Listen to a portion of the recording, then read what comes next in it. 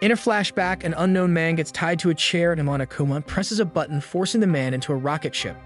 The rocket doors slam closed and flies up into space. Once it crashes back to Earth, all that remains is a skeleton. In the present day, we meet Makoto Naegi, the winner of a Japanese lottery to attend the prestigious Hope's Peak High School.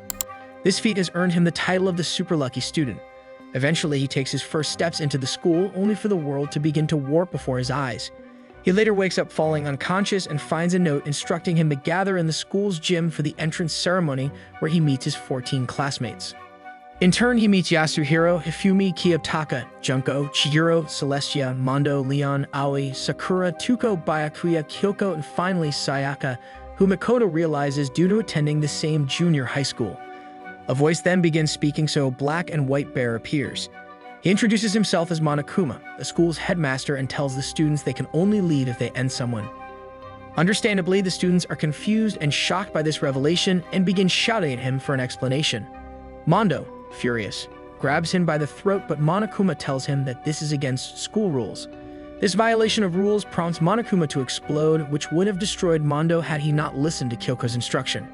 Seconds later, another Monokuma appears, telling them that if any more rules are broken, they would be punished. The students are then left questioning whether they really did have to end each other and if they can trust one another. As such, they try to find a way to escape, although none of them were successful. Byakuya announces that he would be searching alone, which infuriates Mondo, so he squares up to fight him. Unfortunately, Makoto is knocked unconscious after trying to intervene. He then wakes up with Sayaka by his side. She explains that he had been carried here and that she had volunteered to stay with him. Sayaka insists that she will be Makoto's assistant from now on as they work to find a way out. After Mondo and Makoto forgive one another, the students share information during their investigations. The futuristic exit doors sealed, the stairways locked with iron bars, each student equipped with their own bedroom, and that the kitchen is fully stocked with no risk of starvation. The next day at a second meeting, Monokuma gatecrashes and reveals a DVD for each of them in the AV room. There, they find a room full of monitors and find a labeled DVD for each of them. Makoto then watches his DVD, finding a scene of his family congratulating him at his new school. Suddenly, the scene shows the room destroyed and his family nowhere to be seen. Horrified, Makoto looks to his other students, finding Sayaka in a state of severe shock. She then begins screaming and flees the room, pursued by Makoto. Upon catching up to her, Makoto reassures her that if they all work together, they will all be able to escape, promising her that he will get her out. Sayaka throws herself into Makoto's arms and wailed while the other students watched on. Makoto then takes some time to check out his room in closer detail. After reading a notice on his bathroom door, he learned that the water would be turned off each night at 10 p.m., and that he had a toolkit in his desk drawer, while only girls' bathroom doors had locks. After trying to get into his bathroom, he realized that the door was faulty and difficult to open, and as such, Monokuma appeared to teach him the trick to opening it. After Monokuma left, Sayaka appeared at his door, frightened and telling him that someone had tried to force their way into her room. Thus, Makoto agreed to switch rooms with her in order for her to feel safer and know he isn't a simp. The next morning at the breakfast cafeteria meeting, Sayaka was notably missing. Fearing the worst, Makoto fled back to his room where he discovered it was trashed. He checked the bathroom and found Sayaka's body with a knife embedded in her stomach, so Makoto screamed and passed out. Sometime later, Makoto awoke in the gym after being carried there by Sakura.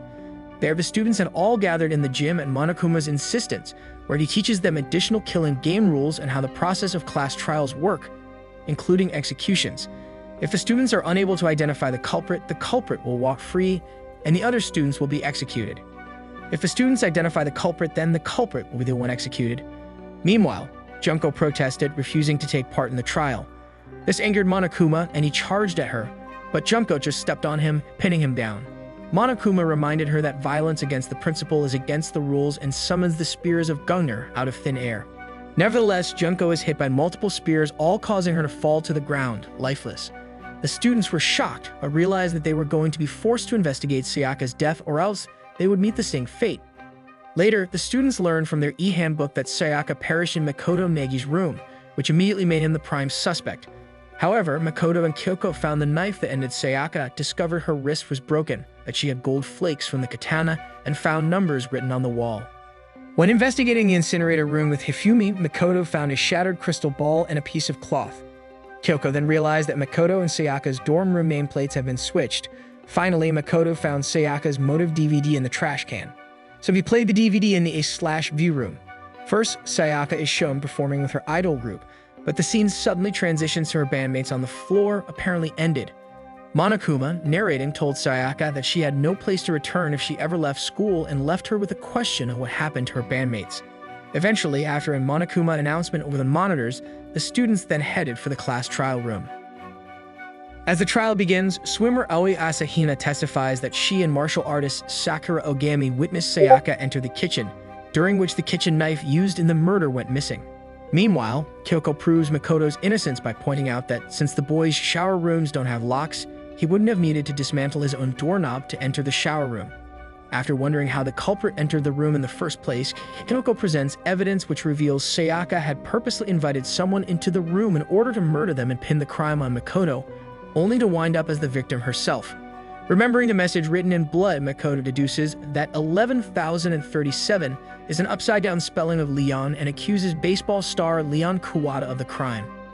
His guilt is further proven by the method of which the culprit attempted to dispose of the evidence, his blood-stained shirt, in a manner only capable of a baseball star.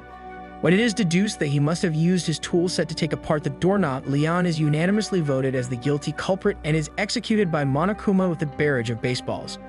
Later that night, Kyoko consoles Makoto by theorizing that Sayaka may have written her dying message in order to protect him. After the ordeal, Makoto mourns the deaths of Sayaka, Junko, and Leon after the first-class trial. Following the day after, Monokuma grants the rest access to the second floor of the academy, where there's a library and a swimming pool. Whilst the rest search the newly opened floor, Byakuya and Kyoko come across a school laptop that won't turn on. Meanwhile, Makoto in his search comes across a letter which clarifies that Hope's Peak Academy has shut down school operations. Unaware of what this means, they put the knowledge aside for later.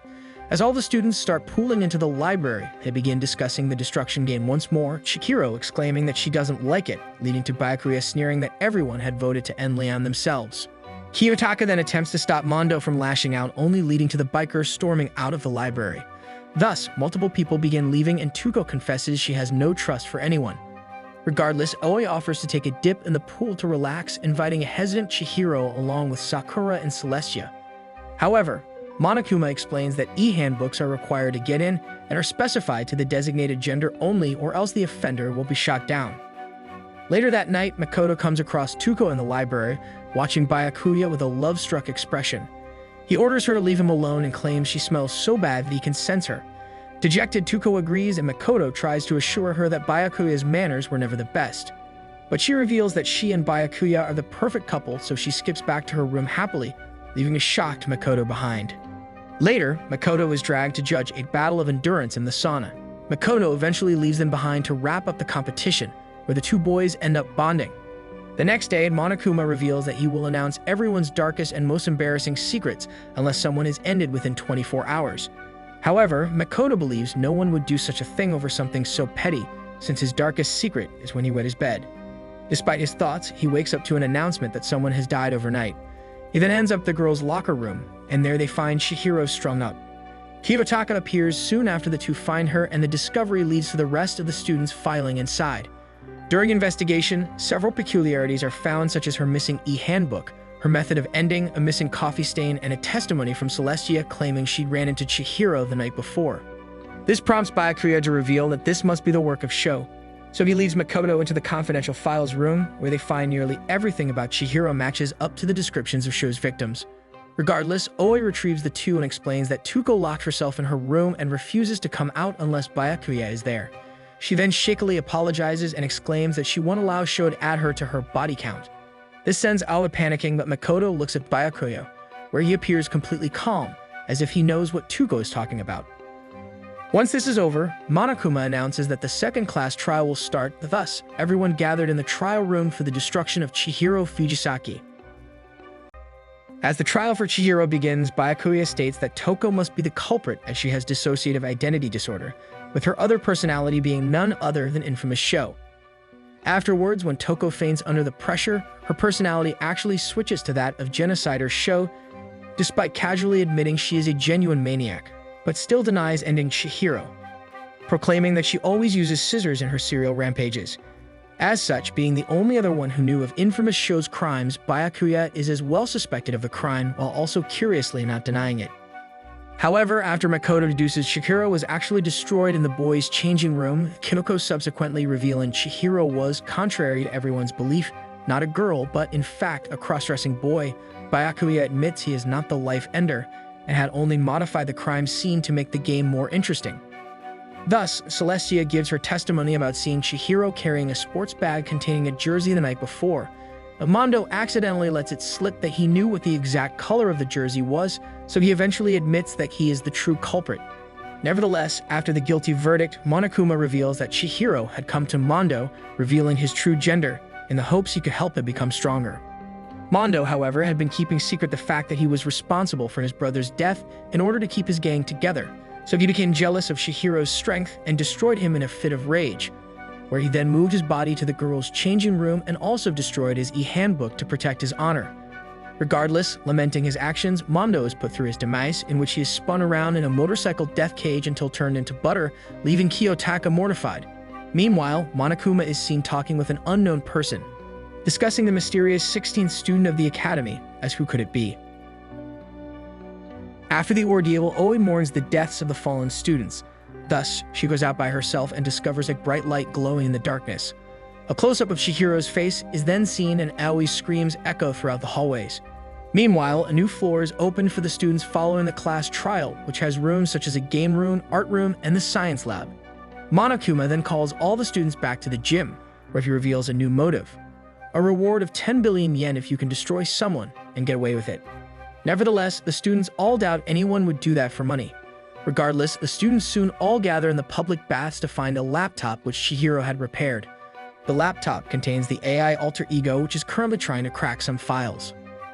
Alter ego then presents itself as Mondo Owada in front of Kiyotaka, to assure him that it wasn't his fault for not stopping Mondo before he ended Chihiro, resulting in him having a new spark of life as Kyondo Ishida, believing that Mondo's soul to be within him. Meanwhile, everyone watches in confusion as Kyoko tells Alter Ego to keep working, when suddenly, Alter Ego shows them a picture of Leon, Chihiro, and Mondo goofing off with each other, making them wonder if Monokuma is actually trolling them. The next day, Makoto hears some screaming coming from the bathhouse. So when he goes over to see Hifumi in front of the girls, he notices Makoto, who starts begging for help to save him. So he asks what happened, only for Hifumi to proclaim that he now has a connection with Alter Ego, and that he somehow thinks he fell in love.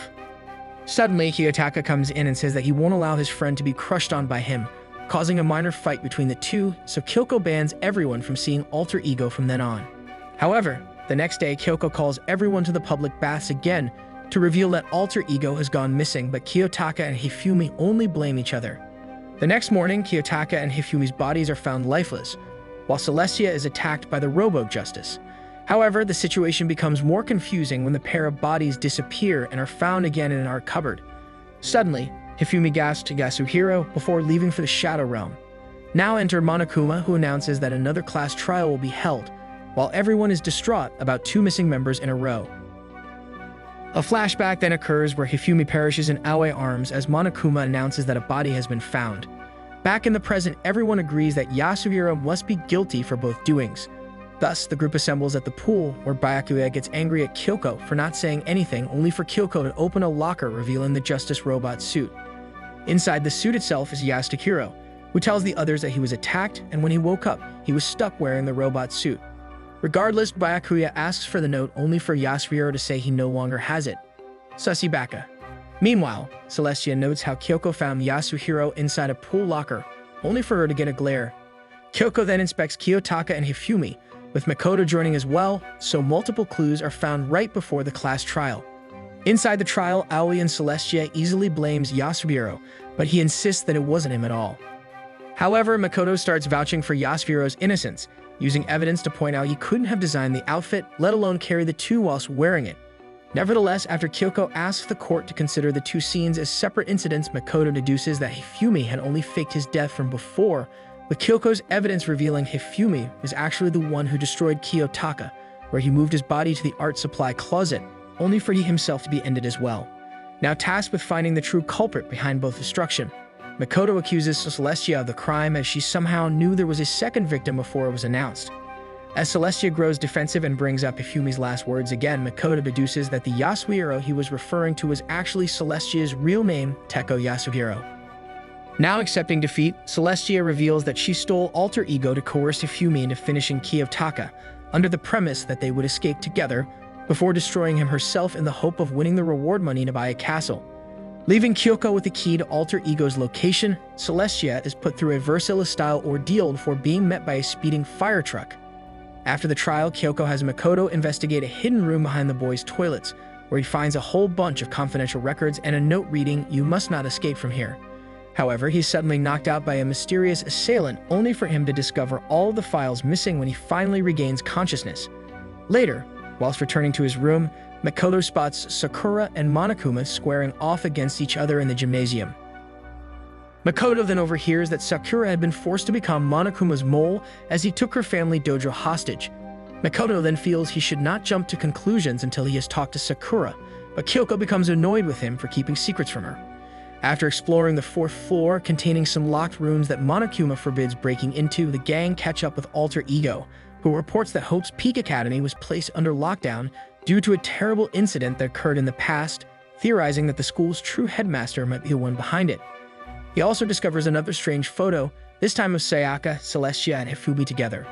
Afterwards, Monokuma announces to everyone that Sakura is the mole who was ordered to destroy someone in exchange for her dojo's safety, thus hoping to bring about another destruction amongst the group. As Oa becomes angered by the mean words said about Sakura, she ends up getting into a fight with Sho, leaving Sakura angered that innocent people got involved. Meanwhile, Alter Ego asks Makoto and Kyoko, who forgives Makoto for keeping quiet about Sakura, to take him somewhere where he can connect to the school network, so he can find a way to help the students escape. Despite knowing the risks involved, Makoto and Kyoko agree and respect his wishes. Thus, they set him up in the hidden room found from before. Later, Makoto, Kyoko, and Aoi discover that Sakura is now finished inside the rec room, which has been suspiciously locked from the inside. Once again, Kyoko conducts her investigation only for Aoi to direct her anger towards Byakuya, Toko, and Yasuhiro, feeling that one of them must have been responsible for Sakura's demise. Afterwards, following an investigation in the chemics lab, the next class trial begins.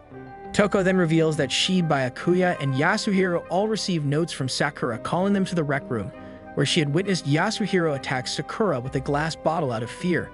However, Yasuhiro being the culprit is ruled out when Makoto reveals Sakura had been hit twice. The second hit is revealed to have come from Toko, after she had passed out from seeing Sakura's bloody forehead and became infamous Sho, hitting her with another bottle. As this is also revealed to have not been the ending blow, Byakuya reveals that the actual cause of death was instead poison, presenting a bottle of poison whose contents were replaced with a protein shake. Meanwhile, Aoi then announces that she herself is the culprit, claiming that she had replaced Sakura's protein shake with poison and gave it to her. However, Makoto and Kyoko's analysis of the closed room scenario, along with a piece of glass found in the poison bottle Byakuya presented, revealed that Aoi had only been hiding the fact that Sakura had actually committed self-destruction. Now complete, the trial comes to an end and Aoi reveals she had purposely tried to steer the trial to a wrong verdict, believing from a left-behind note that Sakura was suffering, and she felt everyone deserved to be ended to make up for it. Monokuma then subsequently reveals the note she read was a fake he had made, with Sakura's real last note stating that she did this all to her life only to save her dojo, stating that her wish for everyone else is to make it out of the academy alive. Although the others feel encouraged by Sakura's dying wishes, Monokuma then reveals he had caught Alter Ego trying to hack into the school network and destroys his laptop with a digger. Later that night, Kyoko has Makoto distract Monokuma while she does some investigating of her own, later warning him about the Academy's 16th student and super high school level despair, Mukuro Ikusaba.